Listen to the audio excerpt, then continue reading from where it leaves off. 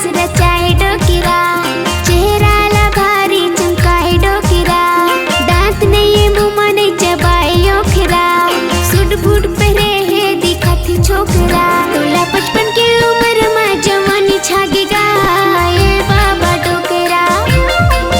तेरा 55 की उम्र में छेलानी मारेगा ये बाबा डोकरा,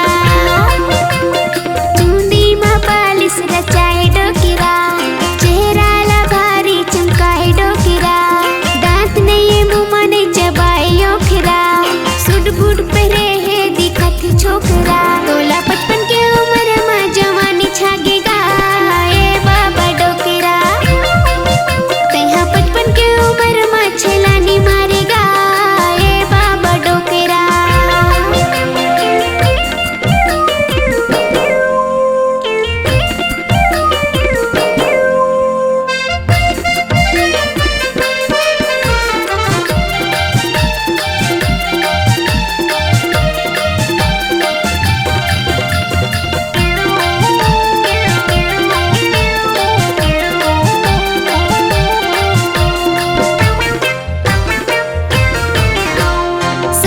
पकड़ के जी जाथस बाजार, आखी पाखी देखत रे थस नैना करथस चार, अपन की डोकरी ला कभू नहीं तू भाए, पर घर की डोकरी में नजरे गड़ाए,